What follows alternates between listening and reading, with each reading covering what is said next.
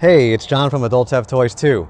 Today we're going to take a closer look at the Fujifilm X-T4 in a real-life environment. And what better place to get some photos than at the LA Zoo. Let's get started.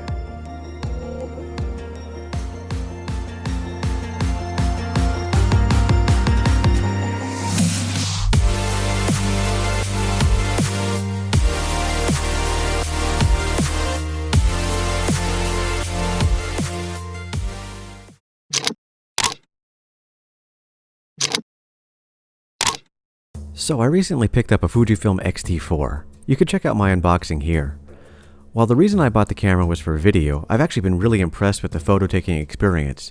So I figured to give you a better feel for the camera, I would take it out on a photo trip, here to the LA Zoo. This is not coming from a photographer's perspective.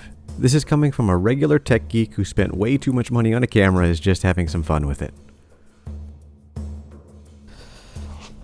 Alright, so the first lens we're looking at is the XF 16 to 80mm. This is the kit lens that came with my kit, and it has a zoom range from 16 to 80 and has a constant maximum aperture of f4 all the way through the zoom range. Let's see how it works out. For a kit lens, this is pretty impressive. Everything I'm showing you here is JPEG straight out of the camera. Stick around for the end to see some raw files that I cropped and processed. While f4 is not a particularly wide maximum aperture, it's wide enough, and with it being constant all the way through the zoom range, I don't have to worry about changing the settings. It seems very sharp, with some nice colors and contrast. The 16mm wide end is great for capturing a big scene, and the macro capability is pretty good at the 80mm end. The 80mm maximum zoom is longer than most lenses, but in a zoo environment, I was feeling like I wanted a little bit more. But that's where the next lens comes in.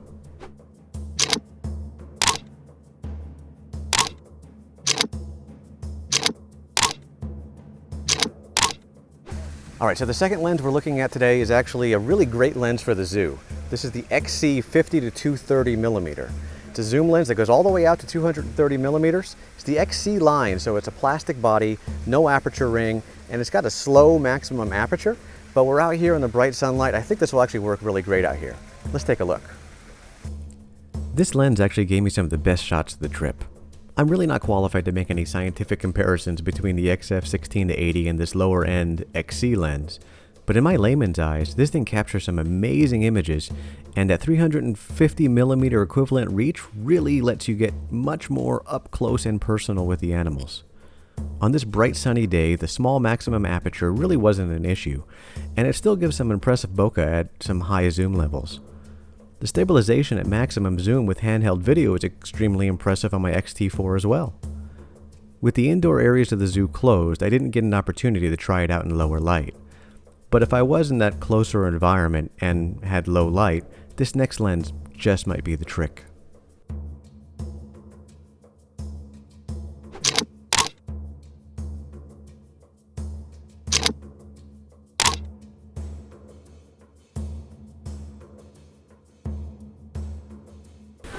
Alright, and the last lens for the day is the 35mm prime lens. This is the weather-resistant f2 lens from Fujifilm.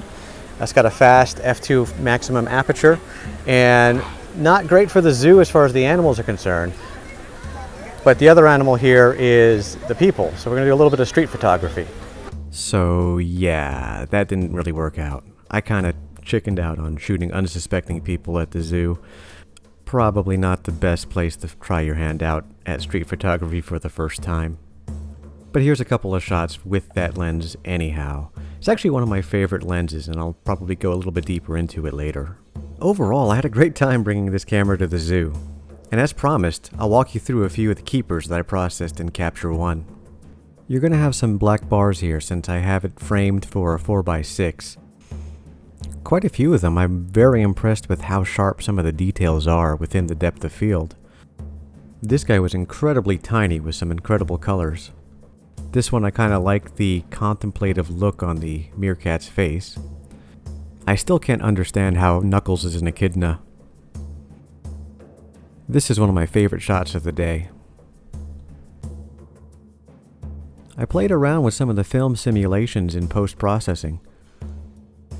I feel like this has an old nature magazine type of look. All of the images straight out of the camera of these guys were pretty poor, so I played around and made kind of an artsy look. Here's another film simulation that really gives it a retro vibe. And there's actually a reason why I cropped these all for 4x6 prints. And that's because I was going to print a few out on this little guy. This is the Canon Selfie CP 1300. It's a $100 dye sublimation photo printer that prints photos one color at a time. It produces high-quality photos considering the small size and portability.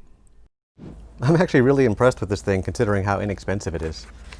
This is actually another toy I've had a lot of fun with the last few weeks. But if you want to know more about it, be sure to subscribe, because soon I'm going to be comparing a few of my portable photo printers. But now I'm back home and I get to talk to you through the Fujifilm again. Overall, I'm really impressed. I shot about 550 photos, took a couple of video clips, and I still had over half the battery left by the end of the day. The surprise of the day was the XC50-230. Having that reach was really impressive, especially considering how clear the pictures were out of that cheaper lens. It seems like for the XC line, they cut back on the build quality and they give you a small maximum aperture, but the lens quality is still great. I really hope you enjoyed going on this little trip with me to play with my new toy, but that's all the time I have for you today. Until next time, never stop having fun.